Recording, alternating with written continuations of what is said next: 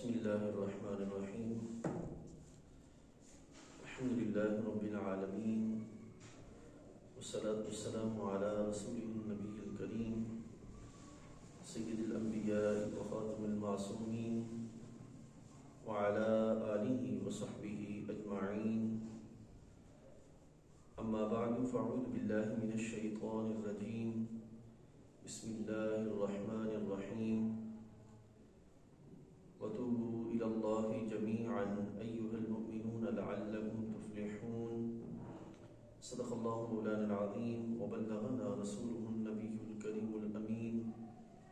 إن الله وملائكته يصلون على النبي يا أيها الذين آمنوا صلوا عليه وسلموا تسليما. الصلاة والسلام عليك يا سيدي يا رسول الله وعلى آلك وأصحابك يا سيدي يا حبيب الله. الصلاة والسلام عليك يا سيدي يا نبي الله وعلى آلك وأصحابك يا سيدي يا نور الله. اللہ رب العزت جل وعلا کا کروڑ کا شکر ہے کہ اس کریم نے ہم سب کو ایک بار پھر علم حاصل کرنے کی شوق میں اپنی رضا کی خاطر یہاں بیٹھنا نصیب فرمایا. اللہ تعالیٰ جل وعلا ہم سب کا حاضر ہونا اور اس کی توفیق سے جو کلمات خیر بجا لائیں بیان کیے جائیں وہ کریم اپنی بارگاہ اقدس میں قبول منظور فرمائے. آج کی نشست میں انشاءاللہ عزیز ہم توبہ کے متعلق چند بنیادی احکام احادیث طیبہ کی روشنی میں آپ کے سامنے پیش کرنے کی سعادت حاصل کریں گے. قرآن مجید فرقان حمید میں رب ذوالجلال جل وعلا اہل ایمان کو ارشاد فرماتا ہے وَتُوبُوا إِلَى اللَّهِ جَمِيعًا، کہ توبہ کرو اللہ کی طرف تم سب کے سب. ایھا المؤمنون، اے مسلمانوں مومنوں. لعلکم تفلحون، اس امید پہ کہ تم فلاح پاؤ. اب توبہ کا یہاں پہ جو حکم دیا جا رہا ہے یہ انفرادی طور پر کسی ایک فرد یا کسی ایک گروہ کو نہیں دیا جا رہا، بلکہ زندگی کے تمام تر شعبہ جات میں جہاں بھی مسلمان موجود ہیں ان سب کو اجتماعی طور پر توبہ کرنے کا حکم دیا جا رہا ہے کہ تم سب کے سب جو ہے وہ توبہ کا اہتمام کرو، اجتماعی توبہ کی طرف بڑھو. لعلکم تفلحون، تاکہ تم فلاح پا جاؤ. یعنی کہ جو ہماری کامیابی ہے یہ اس پر منحصر ہے کہ ہم توبہ کریں. اب توبہ سے مراد کیا ہے؟ توبہ کا یہ ہرگز معنی نہیں ہے کہ فرد کوئی تسبیح پکڑ کے بیٹھ جائے اور توبہ توبہ کے الفاظ اپنی زبان پہ دہراتا رہے اور کہے کہ میں بہت زیادہ توبہ کرنے والا ہوں. زبان سے استغفار کرنا، زبان سے اللہ تعالیٰ کی بارگاہ سے معافی کا طلبگار ہونا یقیناً یہ بھی ایک مستحسن عمل ہے، لیکن توبہ کا معنی ہے لوٹ آنا، رجوع کرنا، اس رستے پہ واپس آ جانا جس رستے پر اللہ تعالیٰ جل وعلا نے چلنے کا حکم دیا ہے. تو توبہ واجب ہے ہر بندے پر، ہر اس گناہ سے، ہر اس عمل سے جو اس نے کیا اور اللہ تعالیٰ کی ناپسندیدگی یا نافرمانی کا باعث بنا. اس سے جو ہے وہ بندے کو توبہ کرنا، لوٹ آنا، رجوع کرنا جو ہے وہ واجب ہے. اب گناہ کا تعلق دو طرح سے ہوتا ہے،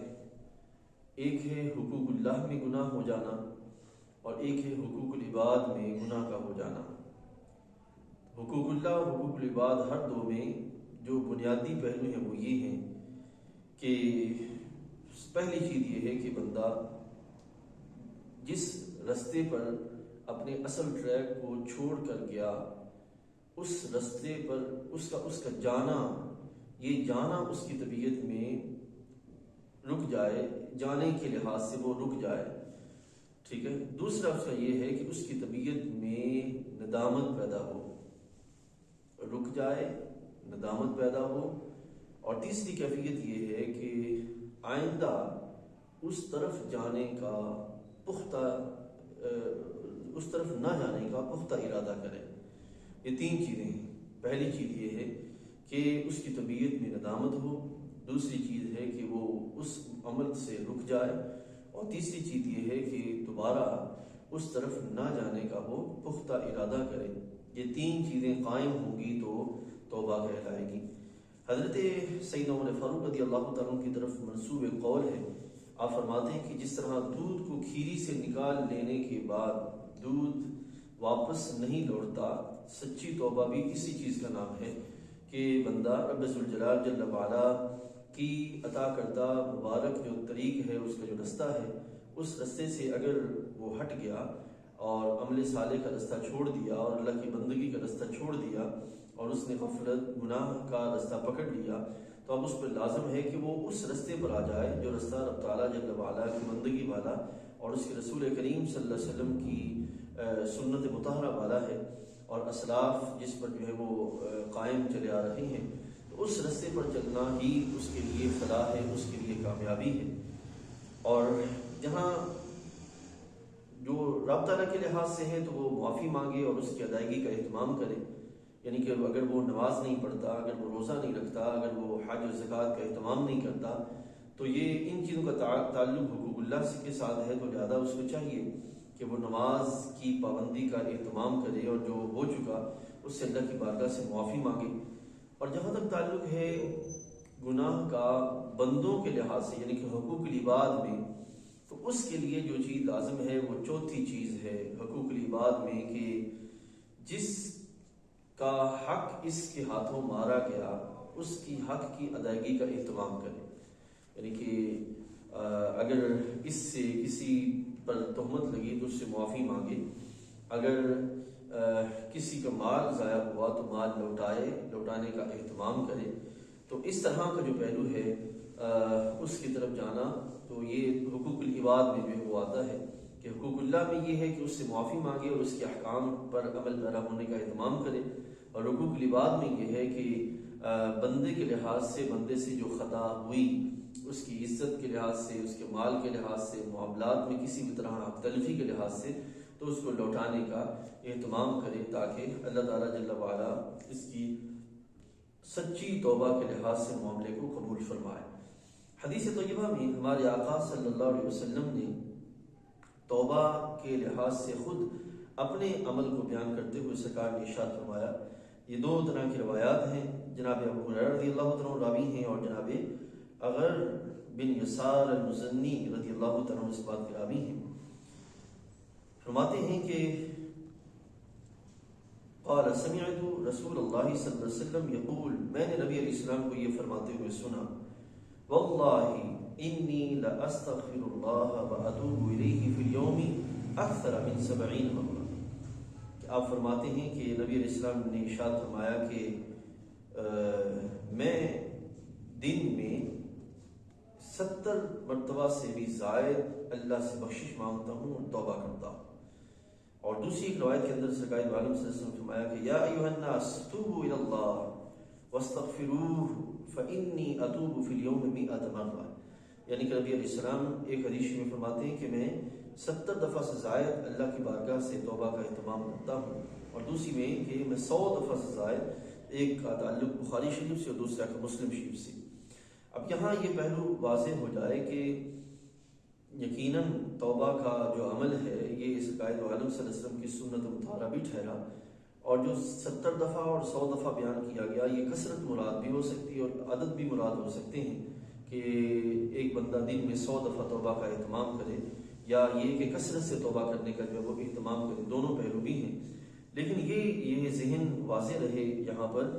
کہ آقا نامدار حضرت سیدنا محمد رسول اللہ صلی اللہ علیہ وسلم آپ جو توبہ کا اہتمام فرماتے تو اس توبہ میں جو معاملہ تھا کہ جس سے توبہ کرنی ہے، جس عمل سے،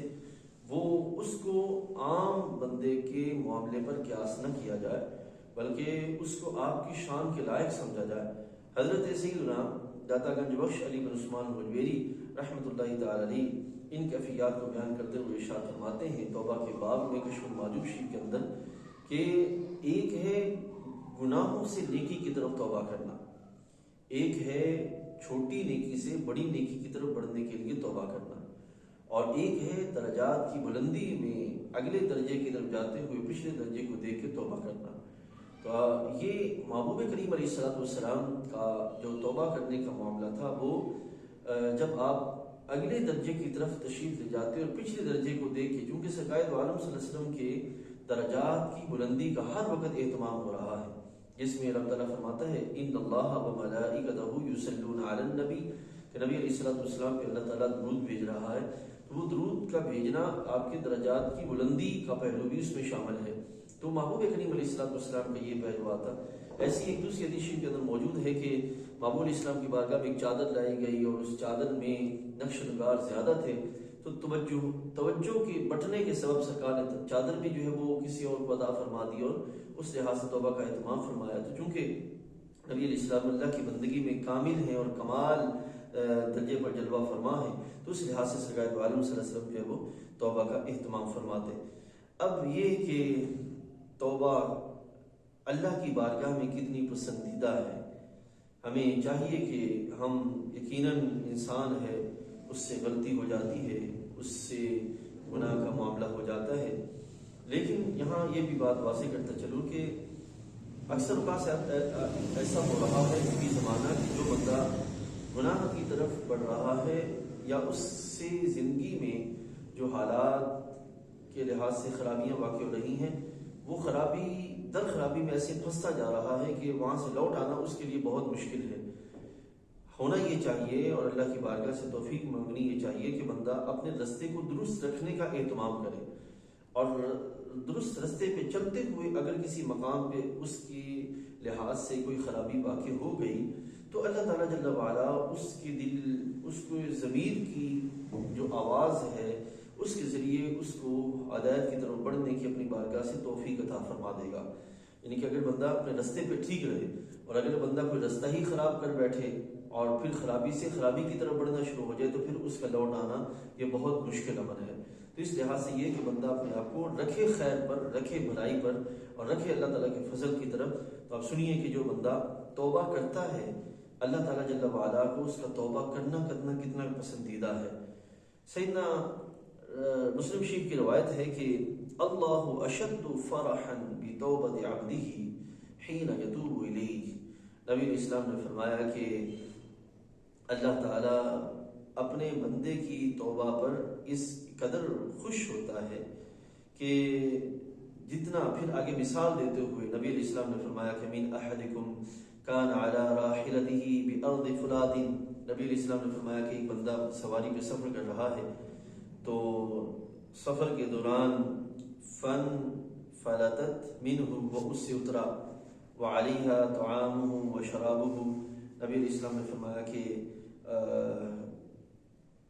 اس کی سواری پر ہی اس کا کھانا بھی تھا، اس کا جو وہ پینا بھی تھا، یعنی کہ پانی وغیرہ بھی موجود تھا، اور وہ اترا، وہ سواری اس کے ہاتھوں چھوٹ گئی اور بھاگ گئی، ٹھیک ہے، فن فلتت منہ، وہ چھوٹ گئی اس سے اور بھاگ گئی، فآئس منہا، اور وہ اس سے مایوس ہو گیا، فأتا شجرتن، وہ ایک درخت کے نیچے آیا، فاضطجع فی ظلھا، اور اس کے سائے کے نیچے آرام کرنے لگا،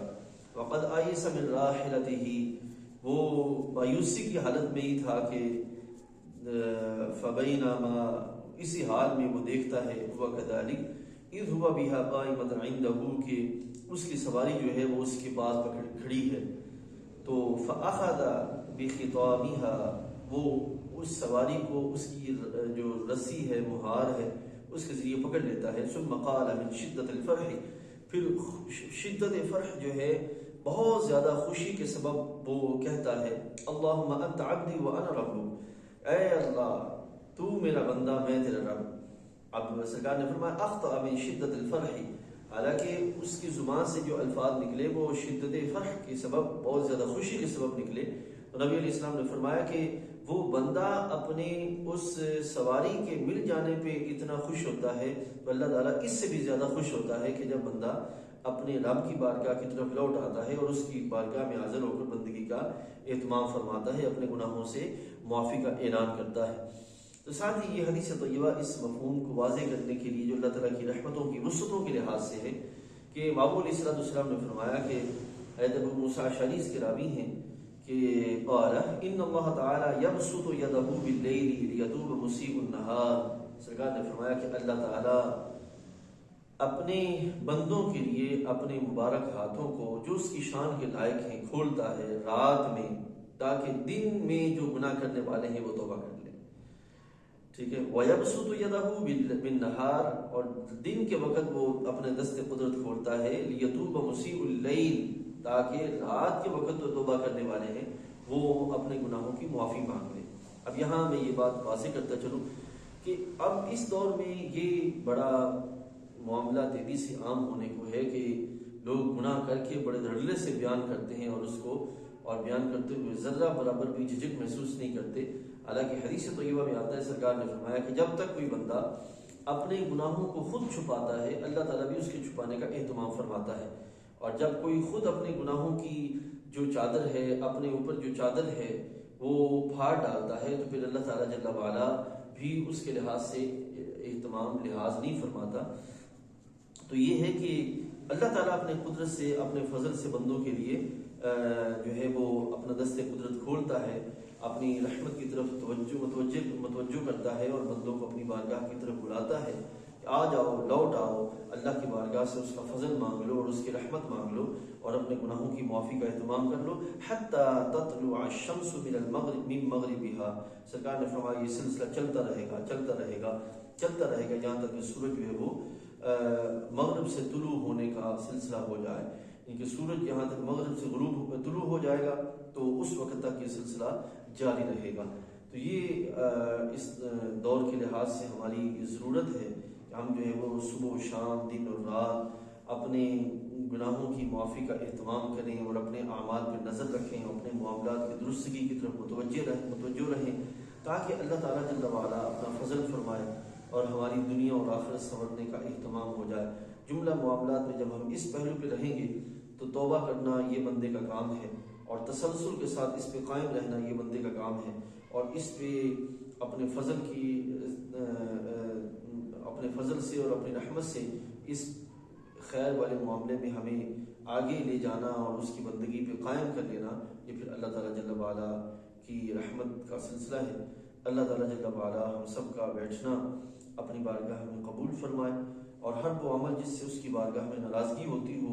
اس سے بچنے کی توفیق عطا فرمائے، اور وہ تمام راہیں جو کہ اللہ تعالیٰ جل وعلا کی پسندیدہ ہیں ان کو سیکھنے کی اور ان پہ چلنے کی اور اس پہ قائم رہنے کی توفیق عطا فرمائے۔